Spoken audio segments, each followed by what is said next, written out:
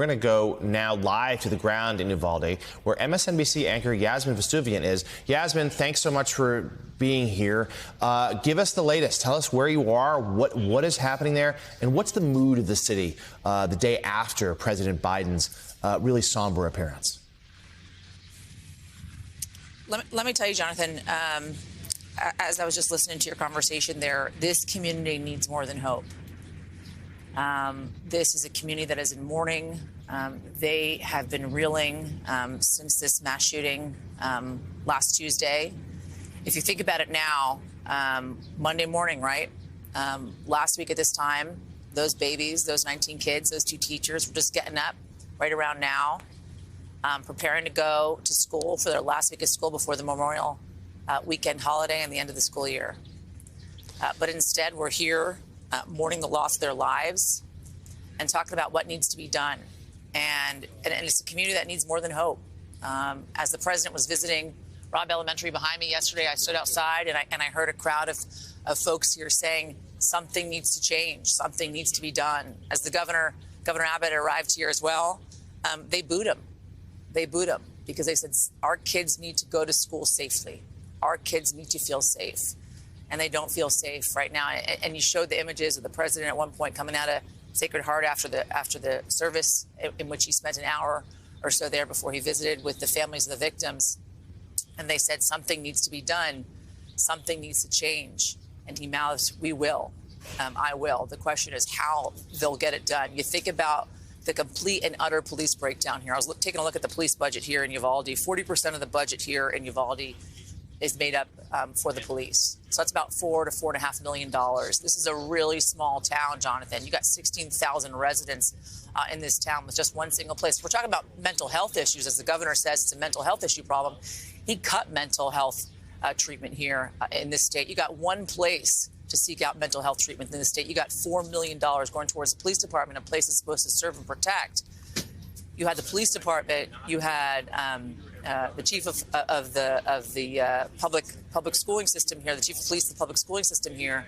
I'm standing outside this school for an hour and 20 minutes or so. That first 911 call came in at 11:30 in the morning. It wasn't until 1 hour and 20 minutes later, Jonathan, in which that shooter was neutralized. And so folks here want answers, and they want change. They want real change. No matter what we're talking about in Washington, outside of this town, we're all going to leave one day.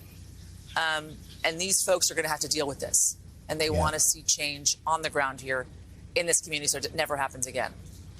A small town, but one forever changed, Mike Barnicle. And as Yasmin was speaking, we were showing footage there of the white crosses that bear the names of all 21 killed. It is so difficult. It is so gut-wrenching to look at. Yeah, you know, and Yasmin pointed out a reality here. This is a very small town. I would assume that a lot of people know everyone involved in this tragedy. And there are 19 families, 19 children lost. There's no child to wake up this morning. That child is gone. And that hole never is filled. That void is never filled. That pain never leaves. And Yasmin, you're there. We're not, obviously. You're there. And this is the week when funerals will begin. Is there any sense of trepidation about the funerals beginning in terms of the emotional impact that we'll have on a town that's already been shattered once? I think of, you know, as a parent, you know, Mike, you and I are both parents. I have young kids.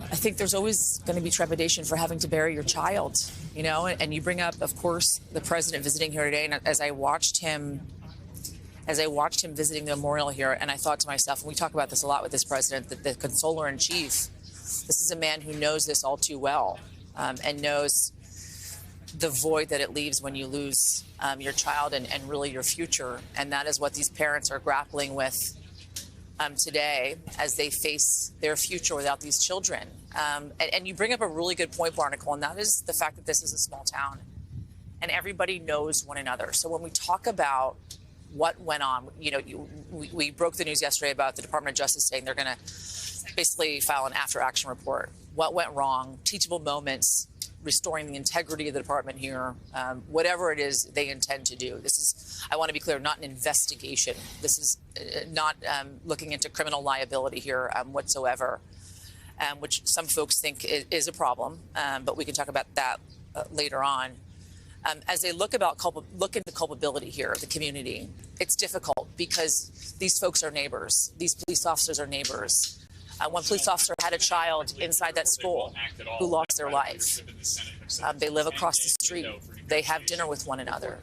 Their kids play with one another. And so while on the one hand they are angry for the lack of action that they have seen so far and the miscommunication that we have gotten, the press has gotten and the community has gotten over the last 5 to 6 days, on the other hand, these people are their friends, people they have trusted for a very long time. So it's a really complicated moment for this community that is continuing to mourn as they look ahead to these funerals, which is just going to be utterly heartbreaking. I heard a man anecdotally say, we cannot continue to make children's caskets in bulk. And that's what we feel like we're doing right now.